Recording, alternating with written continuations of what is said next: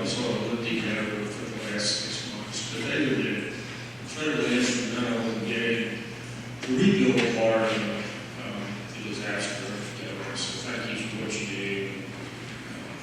Thank you for what you do every single day. I'd like to just acknowledge our county commissioners that are here. We have elected officials here. Our purchase and agent, Story. Our favorite sheriff, Keith Sexton. Thank you for being here. You got a pretty good arm. Don't start throwing stuff.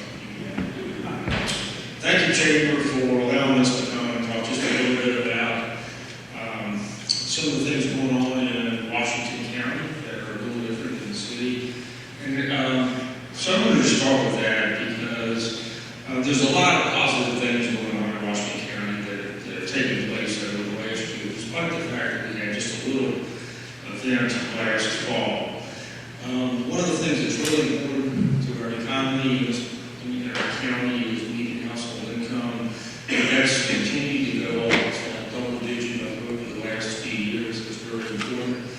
Our household graduation rate is up. Our crime rate is down, thanks to our police department and our sheriff's great work. We're 2 full points below the national average in crime. There's been significant investment made in infrastructure, roads, and water systems in the county over the last year. The GDP growth for Washington County last year was over 5%, which is really awesome. And building permits were up by 100 over the prior year. In the first quarter of this year, they're up year over year already. We have the lowest unemployment rate in the region at 3%. And sales tax continue to go up year over year, which is really important because it helps keep other taxes down. Again, there's a lot of positive things to talk about in Washington County. But as you can see from some of the slides that are going on behind me, we have had a significant event last fall which really changed the focus of some of the things that we were doing in Washington County. The devastation that occurred really emphasized to me the relationship between Washington County, town of Jeffersonboro, and Johnson City. And then we'll think about it, we'll talk about it. Probably a lot of people in this room don't even recognize it. But since this is the city, county, and town event, I thought I'd take just a couple of minutes today to talk about some of the things that we do jointly that were especially impactful last fall and are continuing to be. With Johnson City, Jonesboro, and Washington County working together, we share the Washington County Economic Development Council, which is instrumental in bringing businesses like EDM past to our community and helping existing businesses like EDM past expand, as you heard Sergio talk about. That's really important. With the town of Jonesboro, Washington County has many different partnerships. One that's really worked well over the last couple of years is a partnership that provides a water installation crew that has laid over 100,000 feet of water line into the rural part of Washington County, providing quality drinking water to underserved parts of the county that never had that before. I'll tell you in a minute how that really changed the river valley after the flood. Something else that we don't really think about until you need it is our 911 department. That is a shared service between the city of Johnson City and Washington County. They do a phenomenal job. The director, Greg Mallory, has petitioned the city and the county over the last few years to improve their operations out there so that they're a little more resilient. And so the city and the county have stepped up and funded his request, and that allowed, during this anticipated flood the ability to bring in a whole new team of people to answer calls, but the call volume went up 5 times in just that one day. And so they were able to answer those calls, and they were able to answer 96% of them in 15 seconds, helping people in a time of severe need. Another shared service that is sort of a quarterback for our first responders is emergency management. Our emergency management team in their emergency operations center were sort of the control center for all the events that took place in the storms. It's a shared service only on a day-to-day basis. What they're doing is planning for unexpected events and threats and disasters, expecting them to never happen, but when they do, they're ready.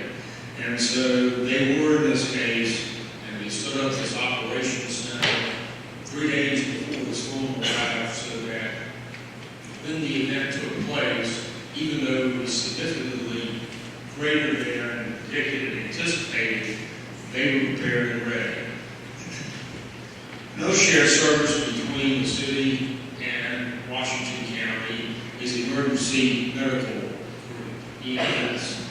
Typically, you see ambulances, and so they get the call when someone's injured or there's an accident. In this case, the leader in that group also operates swift-water rescue. And so, as you can imagine, that was a critical element during the storm. They positioned themselves in advance of the storm and along the river. They were prepared for a flood event that was predicted. No one was prepared for the flood event that occurred. But they were ready, they were prepared. So, really, never have these partnerships been as important as they were when the flood waters from Mount Mitchell rushed through Cook County and into Washington County and on Greene County. At 2 times the flow rate of Niagara Falls, you can imagine, and twice the predicted flow rate that we were expecting. Those waters took out 3 of our bridges, damaged 2 more, and basically took out all the power and water that went over to that side of the river.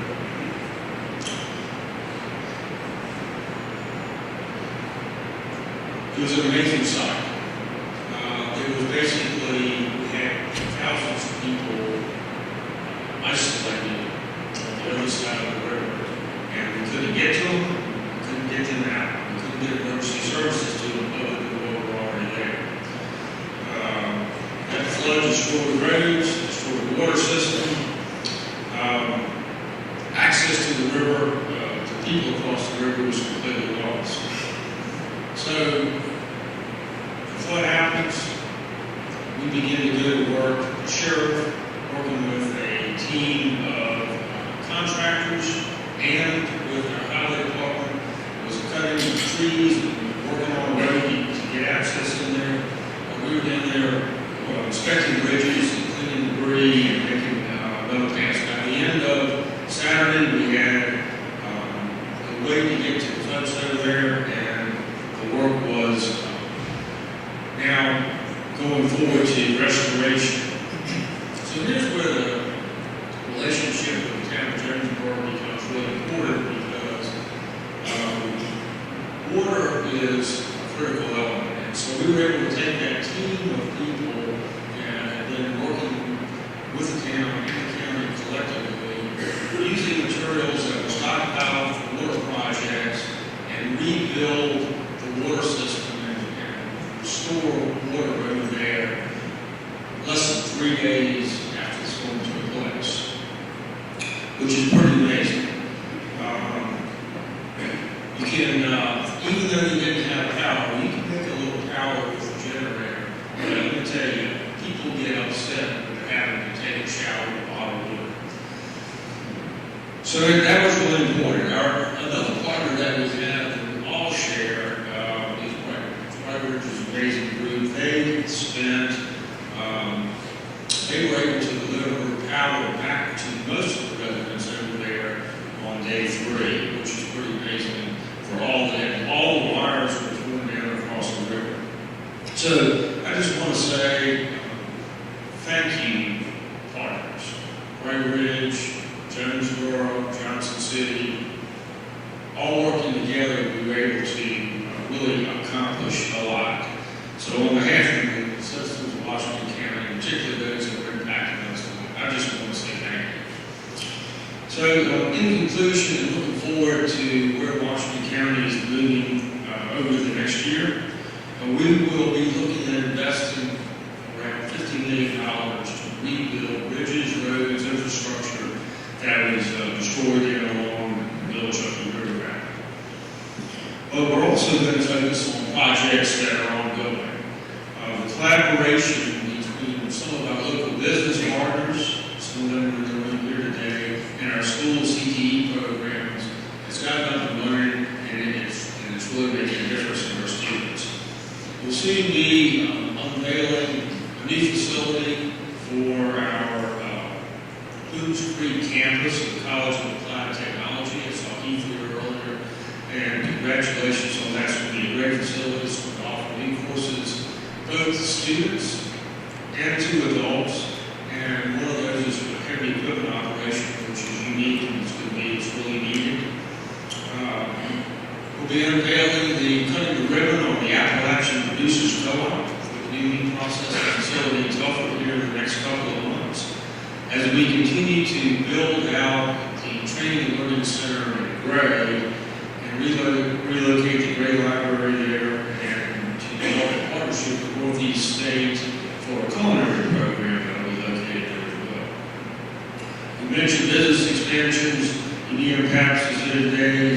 Sergio talked about that. We're looking forward to that business expansion, as well as several others in the Johnson City Industrial Park. Cats and MD Carts is also planning expansion.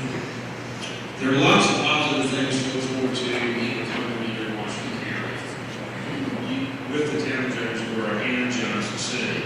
So again, thank you to our partners. Thank you to the first responders. Thank you for all that you do for us each and every day. When you go home tonight, you can think about spending time with your family and enjoying dinner. And when you go to bed, know that there are a group of trained professionals in Washington County that are preparing for the next threat to keep you all safe. We rebuild from a position of strength. So thank you for that.